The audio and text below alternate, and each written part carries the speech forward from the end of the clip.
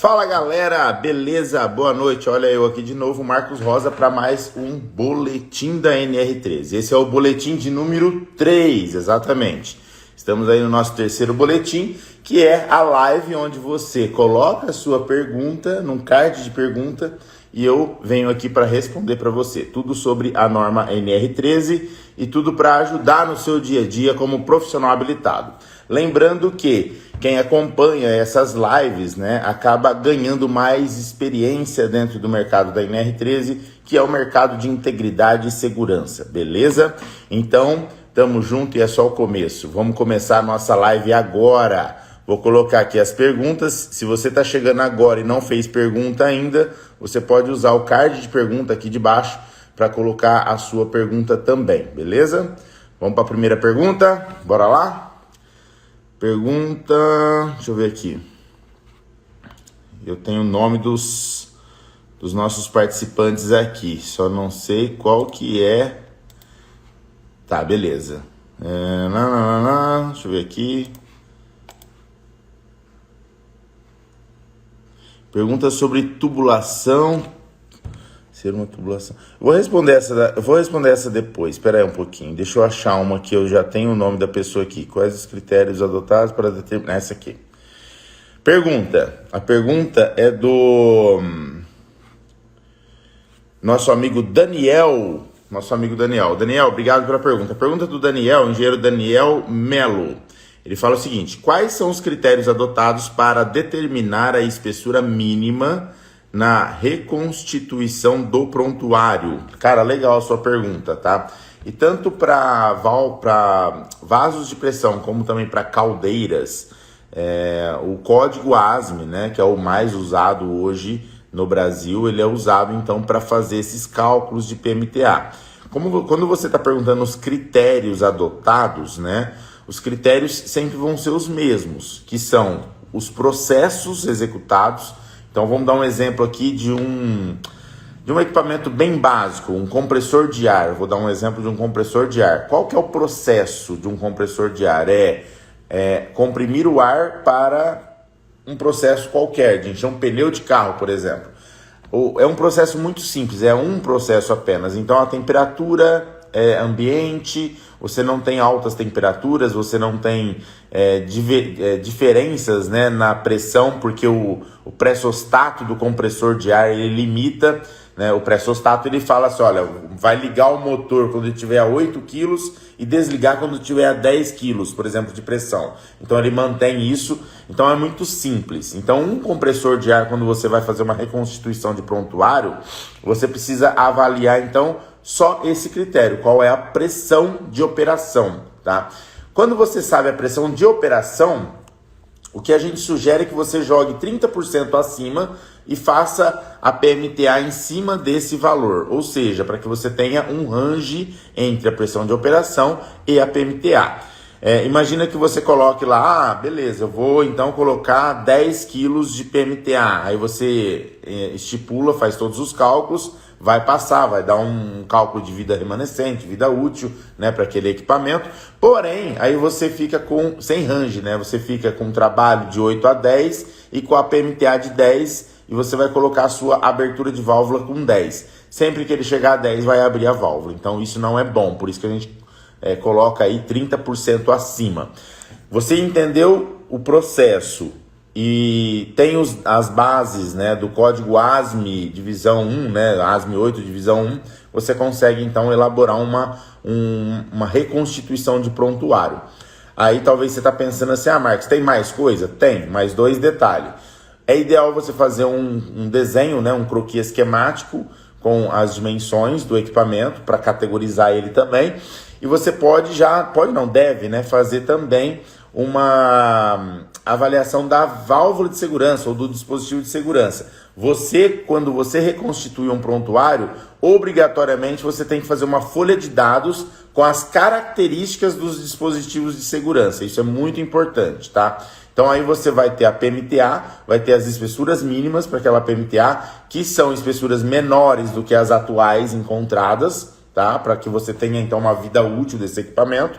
E você tem ali os dados ou as características dos dispositivos de segurança, tá bom? Esses são os itens. Agora imagina o seguinte, se você não tem o material, por exemplo, você não sabe como que é a solda, você não sabe que tipo de material foi utilizado, isso tudo tem como você fazer sem isso, né? Porque a reconstituição de prontuário é diferente de um prontuário, né, feito pelo fabricante. Imagina que o fabricante, quando fabrica o equipamento, ele tem todos os dados, ele sabe qual que é a chapa, se é um A36, se é um 285 grau A, B, C, enfim, ele tem todos os dados, sabe como foi feito a solda, se foi feito com penetração total, eficiência de junta 1 ou eficiência de junta 0,7, enfim, ele tem todos os dados. Quando você reconstitui, a norma entende que você não vai ter todos esses dados, então você pode reconstituir usando o material de menor classe de resistência do código ASME 2D Metric, tá? Você pega lá,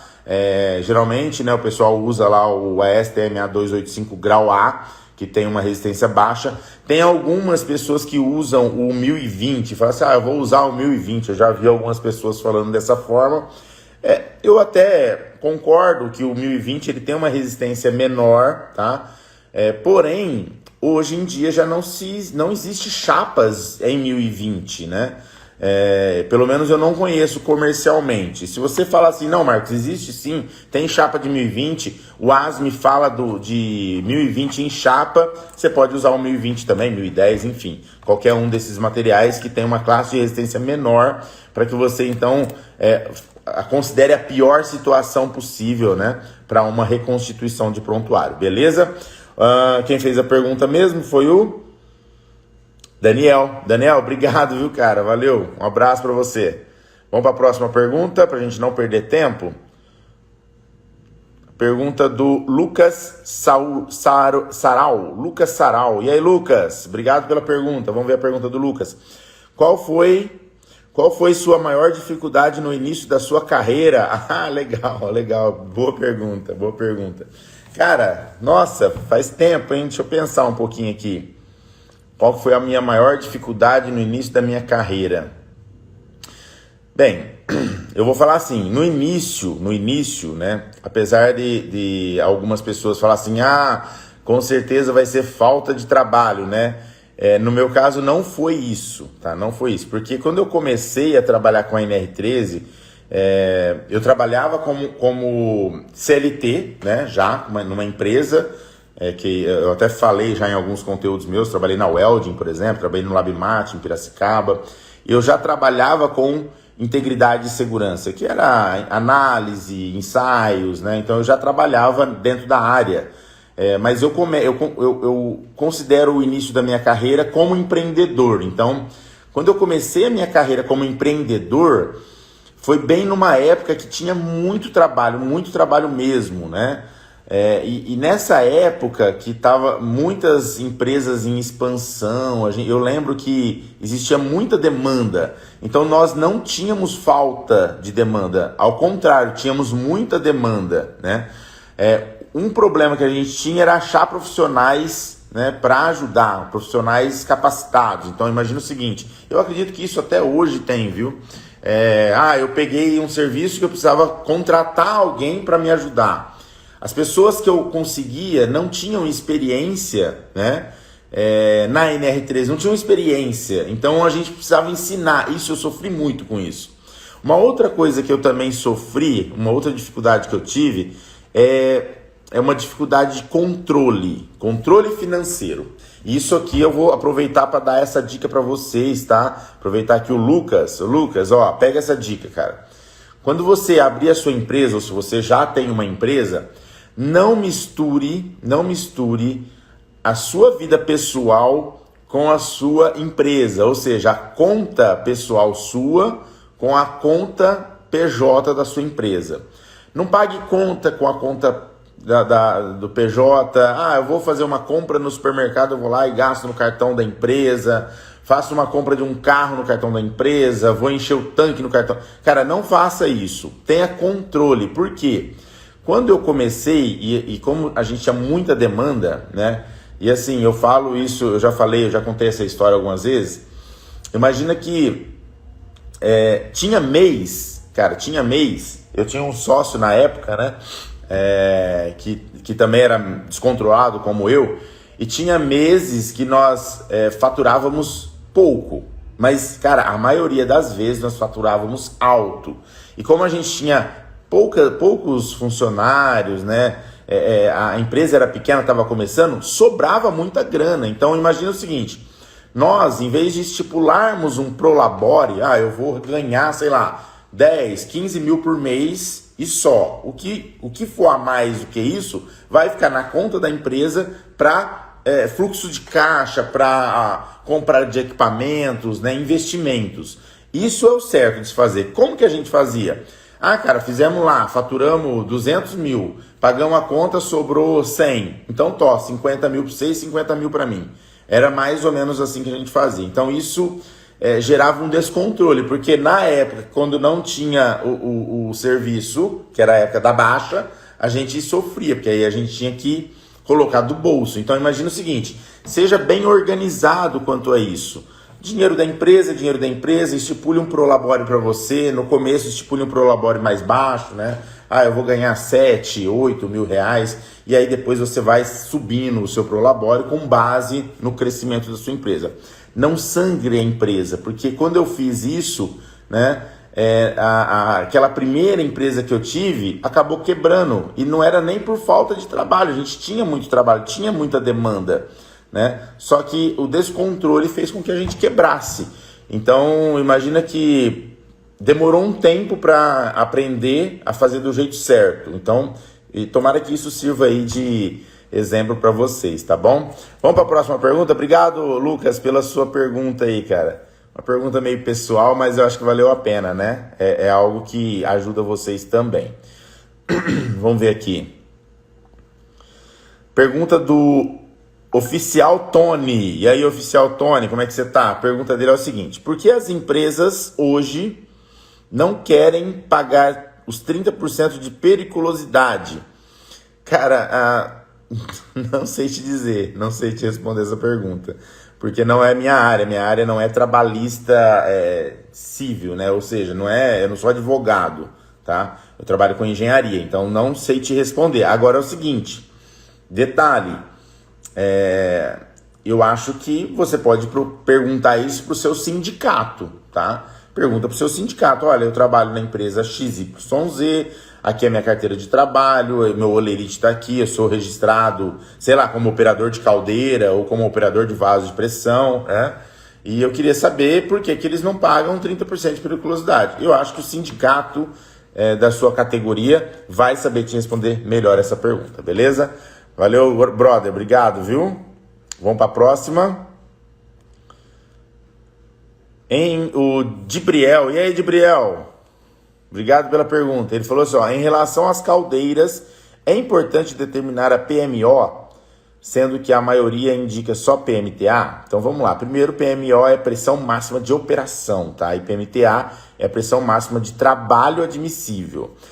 Marcos, não é a mesma coisa? Não, não é a mesma coisa. O Dibriel tá certo, né? E a maioria dos projetos, tanto de caldeira, principalmente caldeira, eu acho que nunca vi nenhum projeto de caldeira estipular a PMO. Mas sabe por quê, Dibriel? Eu acho o seguinte, porque a PMO, que é a pressão máxima de operação, é muito de processo, né? Imagina o seguinte, uma caldeira,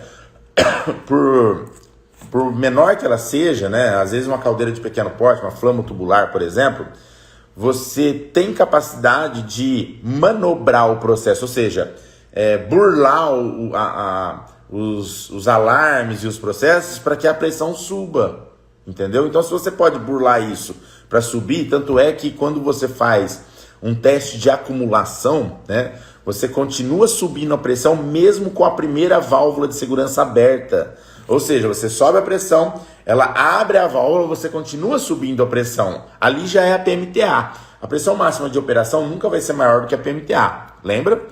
Então imagina o seguinte, eu posso estipular a PMO? Posso, mas para que serve numa caldeira? Na verdade não serve para nada, né? Porque a PMTA ela já pode ser usada para você calcular produto PV, né?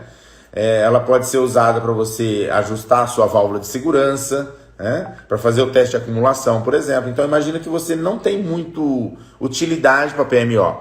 E não é uma regra, a norma NR13 ela não fala, olha, os prontuários devem ter PMO, ou pressão máxima de operação. Não falam, tá? A pressão máxima de operação é algo que às vezes, depois que instala o equipamento, depois que faz tudo, é que você vai ver qual que vai ser a variação.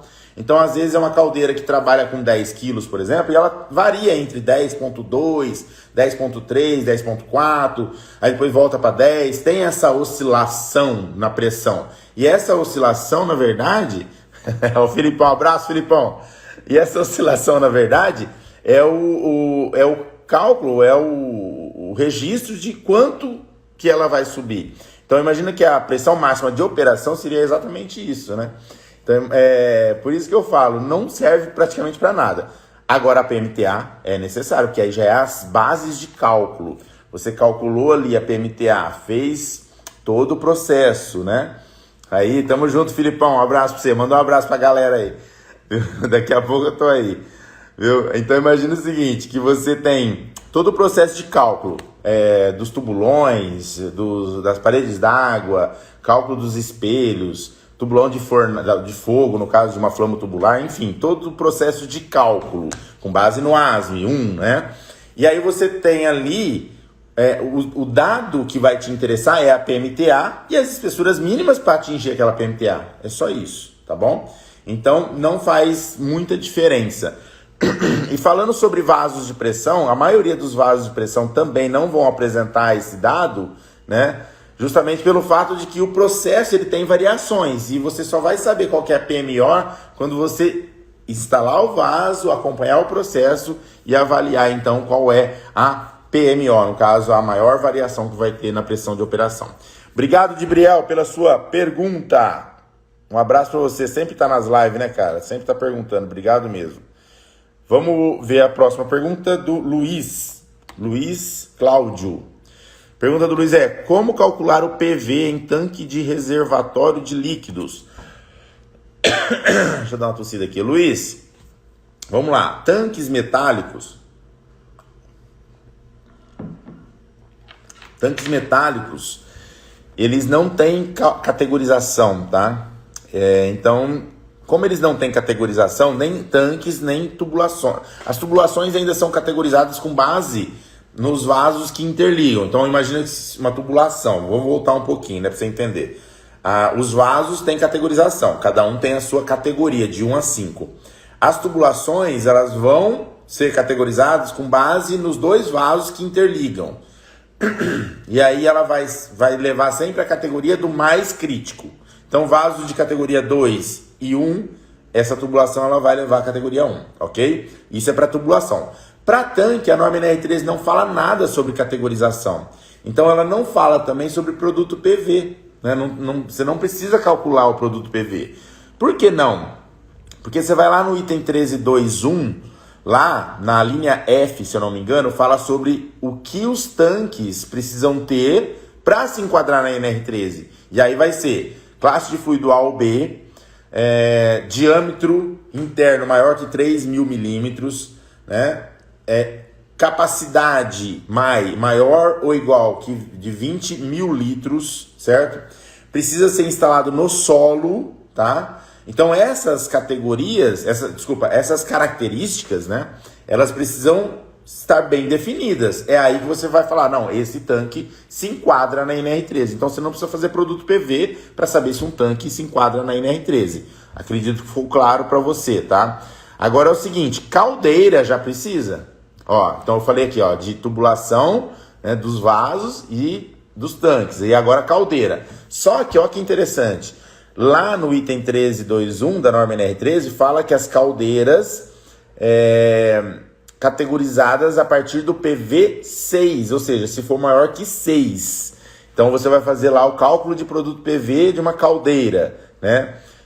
Geralmente essas caldeirinhas elétricas, né, que liga até na tomada, essas aí, você vai calcular, porque são, vai lá, tem 100 litros ou 120 litros e uma pressão muito baixa. Aí você faz o cálculo de produto PV, se der menor que 6, não se enquadra na NR13. Se der maior que 6, se enquadra na NR13.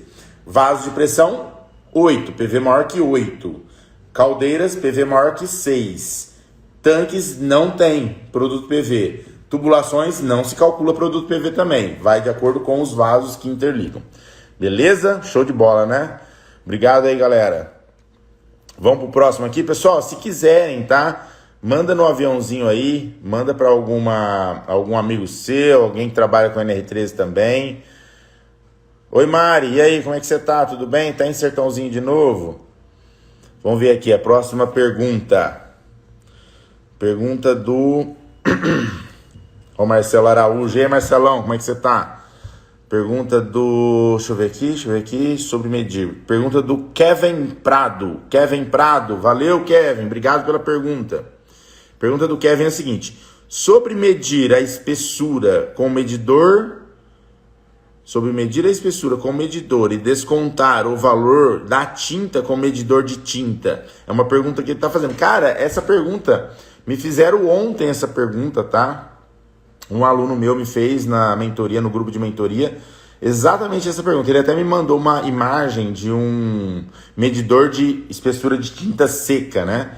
E aí, o que eu falei para ele, eu vou falar para você aqui, viu, Kevin? Imagina o seguinte, para você medir sobre camada de tinta, o que você precisa usar, o medidor de espessura que você precisa usar, ele precisa ter a função eco-eco. Ou seja, ele vai medir a tinta e vai medir depois o material, o aço, correto? Eco-eco.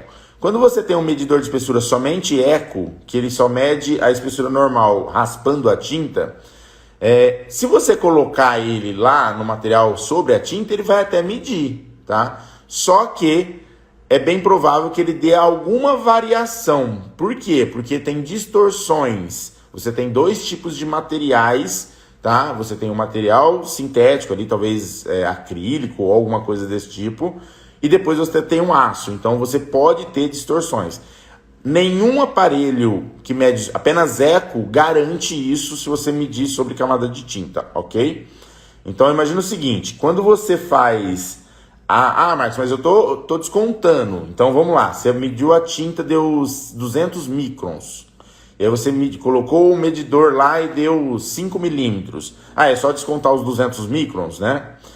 Aí que tá. Não é assim, porque pode ser que aqueles 5 milímetros que deu no seu medidor não seja 5 milímetros. Deu um resultado falso negativo, né? Então imagina que ele vai lá, mede, te deu uma medida, mas pode ser que esteja errada. Porque o aparelho não foi feito para isso. Então eu não recomendo fazer dessa forma, usar um medidor de camada de tinta seca para subtrair, né, o que o medidor comum, apenas eco, vai medir.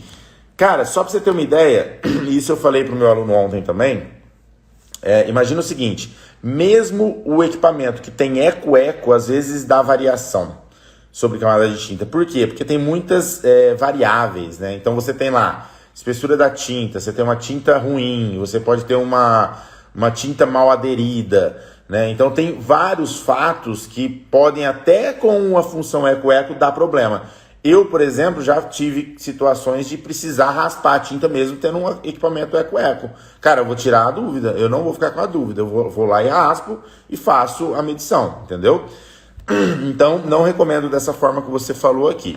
Beleza, Kevin? Valeu, cara. Obrigado aí pela pergunta. Forte abraço. Vamos para a próxima. Rapaz, aquele frio da semana passada deixou eu com uma tosse aqui, uma garganta irritada. Vamos lá para a próxima, então. Como executar o teste de acionamento de PSV? Tá, vamos lá. Válvulas de segurança, geralmente quem fez essa pergunta foi o Jean Coelho.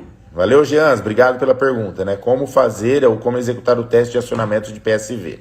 Quando você tem uma válvula de segurança com alavanca, tá? Com alavanca, é possível você fazer o teste manual. Então você vai até o equipamento e faz o teste, né? No caso do compressor de ar, geralmente é uma argolinha. Você puxa lá, você vê se ela está funcionando ou não.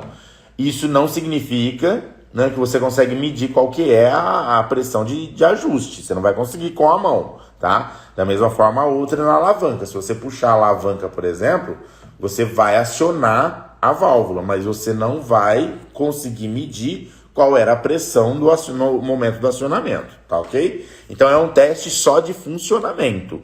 É assim que você faz. Você puxa a alavanca ou puxa o pininho. As válvulas que não têm alavanca já não conseguem fazer esse tipo de teste, correto? E outra coisa também, existe, eu já falei aqui hoje, o teste de acumulação, é diferente também.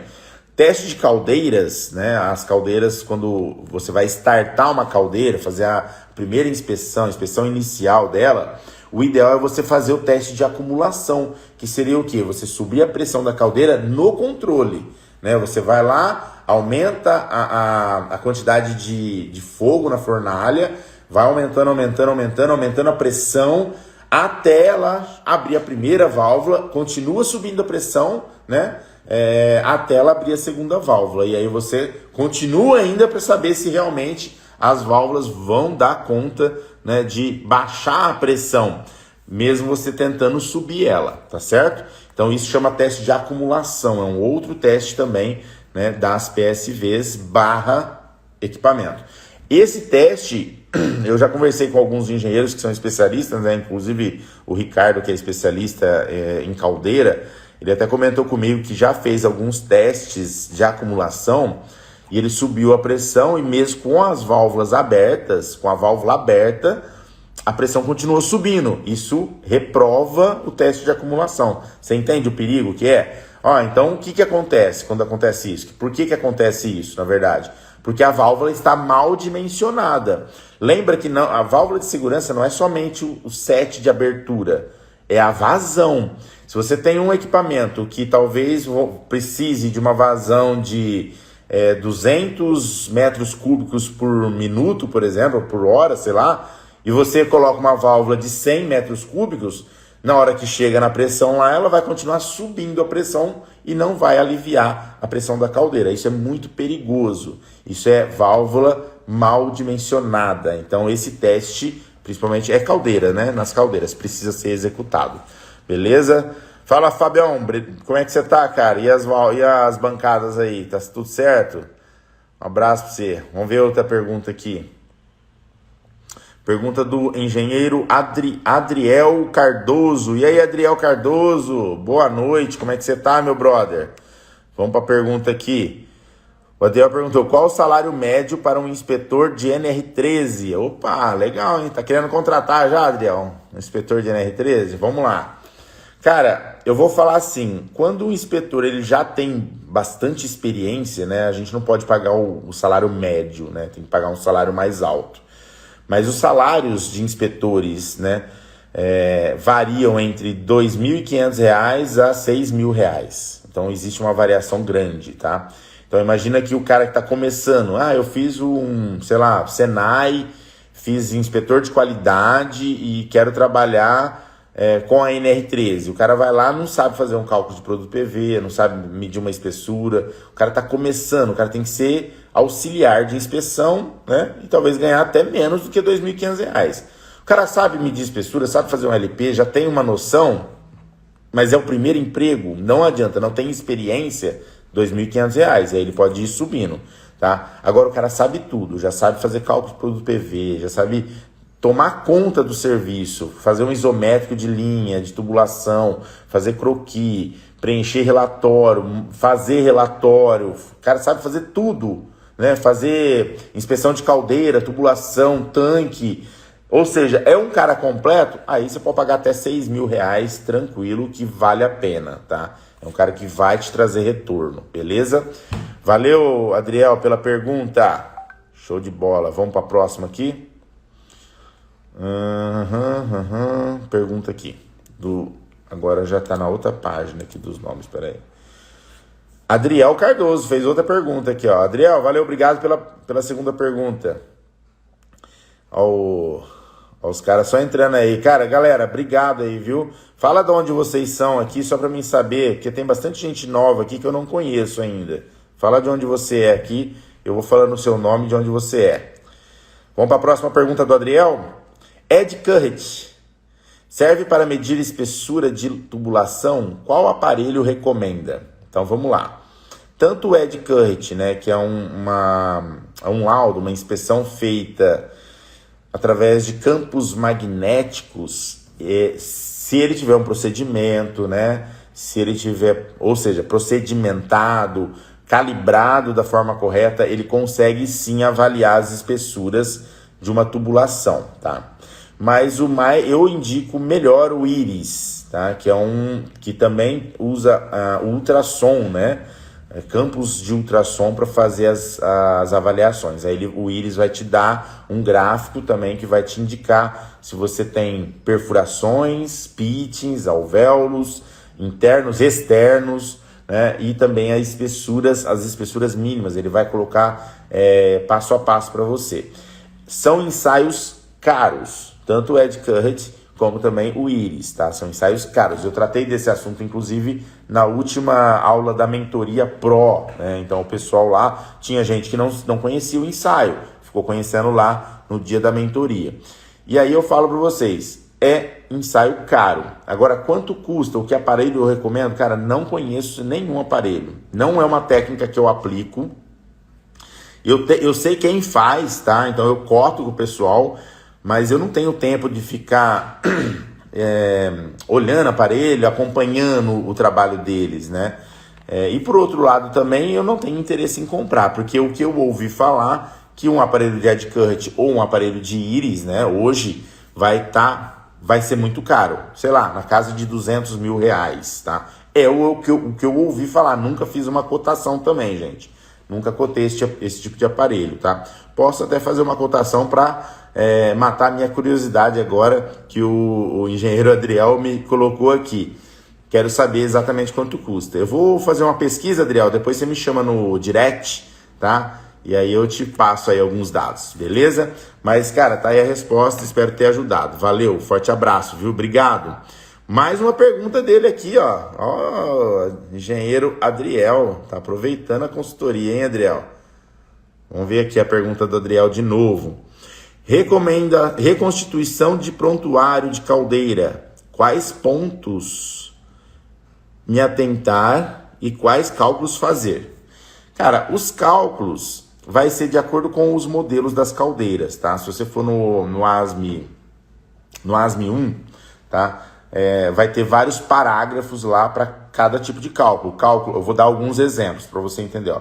Cálculo de tubulão, cálculo de parede d'água, de superaquecedor, de coletores, tá? Então você vai ter vários cálculos, dos stays, dos espelhos, você vai ter vários cálculos. Então tudo isso aí tem que ser bem calculado, separadamente, tá? Para que você consiga, então, gerar um memorial de cálculo. Agora, o que você precisa ficar atento? A todos os detalhes de quais partes são pressurizadas e compõem a caldeira, tá? Vou dar um exemplo. Eu vou fazer uma inspeção de uma caldeira flamo-tubular. A flamo-tubular, ela tem 2 espelhos, ela tem um tubulão de fogo, né, que fica com uma pressão negativa nele ali, né? Porque a pressão positiva está no tubulão de água e entre o tubulão de água e de fogo. Então fica ali com uma pressão negativa. Então tudo isso tem que ser avaliado. Você tem que ter diâmetros, né, de dimensionamento dela, de espelho a espelho, tamanho dos tubos. Você precisa ter espessura dos tubos, espessura dos espelhos, espessura do corpo externo, que seria o tubulão de água, espessura do tubulão de fogo. Além disso, você precisa de ter centro a centro, né, das furações dos espelhos. Você precisa ter também avaliar a boca de visita e a saída de vapor, se você tem ali, né, um reforço ou não, se o tubo sai direto e já é soldado no próprio corpo da caldeira. Tudo isso você precisa ter atenção, tá? E além disso, os conjuntos de alimentação, que são os conjuntos de bomba, para realmente saber se você não vai ter problema de cavitação, ou seja, PMTA menor do que a recomendada, né, para em vez da bomba subir, ela, sei lá, voltar água para a bomba ou algo desse tipo, tá bom? Então tudo isso aí você precisa avaliar. E os cálculos, como eu já disse, com base lá no ASME 1, beleza? Cara, obrigado aí, Adriel, pelas suas 3 perguntas que o Adriel fez hoje. Parabéns, cara, obrigado mesmo, ajudou bastante aqui o pessoal, né? Às vezes o pessoal não tem tempo de perguntar e vocês ajudam bastante. Vamos para a próxima pergunta. Pergunta aqui da Beck Engenharia. Deixa com o Beck, né? Aí, ó. Beck Engenharia. A pergunta deles é o seguinte: inspeção de separador de líquidos. Recomenda tirar todo o revestimento inferior para ver corrosão? Cara, não entendi muito bem a sua pergunta. Vamos lá. Quando a gente tem revestimento, eu não sei qual o tipo de revestimento que você está falando aqui, tá? E assim, separador de líquido tem um caminhão de tipo de separador de líquido, né? Tem separador ar-óleo, separador de óleo amônia. Eu não entendi, ficou vago aqui para mim, cara. Você vai ter que reformular essa pergunta, tá? Reformula ela aí, manda lá no meu direct que eu te ajudo, tá bom? Vamos para a próxima? Tem mais algumas perguntas aqui. Mais três perguntas, vai, eu vou fazer elas aqui, pra gente matar o assunto. Marcelo Araújo perguntou, abraço Marcelão, sobre o fluido frigorígeno, Frenon 410A ou 410A. Classifique como classe B, tubulação NR13. Cara, eu não conheço esse tipo de... Geralmente os freons, os líquidos refrigerantes para frigorífico, não são classe B. Olha a FISP corretamente. Agora, se ele for classe B certo, se ele tiver uma categoria de classificação de fluido B com base na NR13, for tóxico, por exemplo, aí sim você vai enquadrar as tubulações na NR13, tá bom? Mas precisa realmente conferir a FISP, beleza? Abraço, Marcelão. Tem mais aqui, mais pergunta. Vamos para a próxima. Eric Le Santana. Beleza, Eric? Um abraço para você, cara. Obrigado pela pergunta. A pergunta do Eric é a seguinte: quais os prazos para a inspeção periódica em cada categoria de vaso? Ó, o que eu vou falar para você, o que a norma fala, viu, Eric? A norma fala o seguinte, ela dá prazos máximos, ok? Prazos máximos. Categoria 1, 1 ano. Categoria 2, 2 anos. Isso aí é a inspeção externa, tá? 2 anos, 3, 3 anos, 4, 4 anos, 5, 5 anos. Aí você tem as inspeções internas. Categoria 1, 1 ano para interna e 3 anos para externa, se eu não me engano. Aí você tem categoria 2, 2 anos e 4, né, para interna. Categoria 3 é 3 e 6. Categoria 4 é 4 e 8. Categoria 5, 5 e 10. Tá bom? Interna e externa. Falei aí. Agora é o seguinte, isso é máximo, né? Então você pode, claro, a partir da sua avaliação, você pode entender que aquele vaso de pressão não pode esperar talvez 5 anos para ser inspecionado novamente. O que pode, por exemplo, levar você a diminuir o tempo da inspeção para a próxima inspeção periódica. Espessura muito próxima da mínima. Então eu tenho lá um vaso de pressão de espessura de 2,5, 2,5 milímetros. E eu estou medindo a espessura, está com 2,6, quer dizer, um décimo de milímetro para chegar na espessura mínima. E o vaso é de categoria 5, eu vou colocar para daqui 5 anos? Não, eu vou jogar o quê? 1 ano. Ah, mas pode fazer assim? Pode. Por isso que a norma fala o quê?